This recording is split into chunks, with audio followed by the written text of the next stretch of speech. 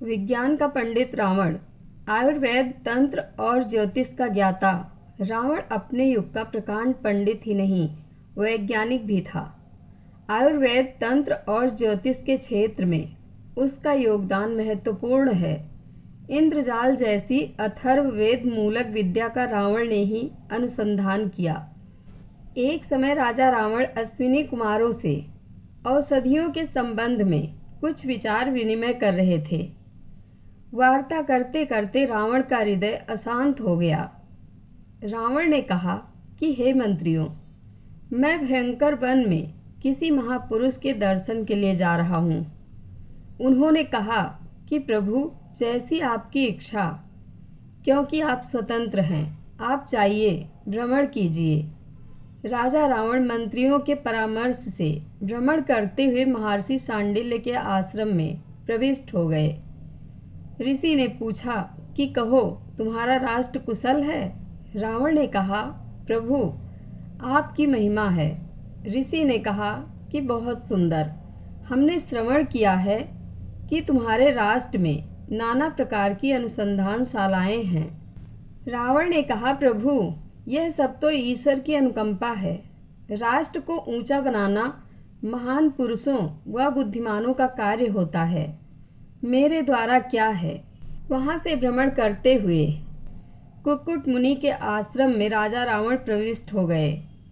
दोनों का आचार विचार के ऊपर विचार विनिमय होने लगा।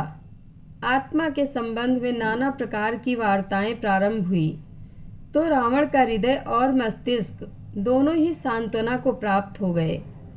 राजा रावण ने निवेदन किया कि प्रभु, मेरी इच्छा है कि आप मेरी लंका का भ्रमण करें। उन्होंने कहा कि हे रावण, मुझे समय आज्ञा नहीं दे रहा है कि आज मैं तुम्हारी लंका का भ्रमण करूं। मुझे तो परमात्मा के चिंतन से ही समय नहीं होता। राजा रावण ने नम्र निवेदन किया, चरणों को स्पर्श किया। ऋषि का हृदय तो प्रायः उदार होता है।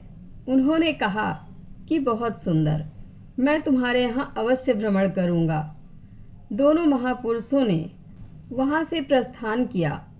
राजा रावण नाना प्रकार की शालाओं का दर्शन कराते हुए अंत में अपने पुत्र नरायंतक के द्वार पर जा पहुँचे, जो नित्य प्रति चंद्रमा की यात्रा करते थे, और ऋषि से बोले कि भगवान, मेरे पुत्र नरायंतक चंद्रयान बनाते हैं। महर्षि ने कहा कि कहो, आप कितने समय में चंद्रमा की यात्रा कर लेते हैं? उन्होंने कहा कि भगवान, एक रात्रि और एक दिवस में मेरा यान चंद्रमा तक चला जाता है और इतने ही समय में पृथ्वी पर वापस आ जाता है। इसको चंद्रयान कहते हैं। कृतक यान भी कहा जाता है। मेरे यहाँ भगवान ऐसा भी यंत्र है जो यान जब पृथ्वी की परिक्रमा करता है तो स्वतः ही उसका चित्रण आ जाता है। मेरे यहाँ सोमभाव कीव किरकिट नाम के यंत्र हैं। वहाँ से प्रस्थान करके राजा रावण चिकित्सालय में जा पहुँचे, जहाँ अश्विनी कुमार जैसे वैद्यराज रहते थे। ऐसे ऐसे वैद्यराज थे जो माता के गर्भ में जो जरायुज हैं और माता के रक्त ना होने पर, बल ना होने पर 6-6 माह तक जरायुज को स्थिर कर देते थे। किरकिटानंद, सेलखंडा, प्राणनी व अमेत केतु आदि नाना प्रकार की औषधियों का पात बनाया जाता था। तो ऐसी चिकित्सा रावण के राष्ट्र में होती थी। और भी कई विशेषताएं रावण में थी, लेकिन एक अहंकार उसके विनाश का कारण बना। ज्ञान संपन्न होते हुए भी वह अहंकार के वशीभूत माता सीता को उठा लाया और राम को युद्ध का आमंत्रण दे बैठा। जय श्री राम।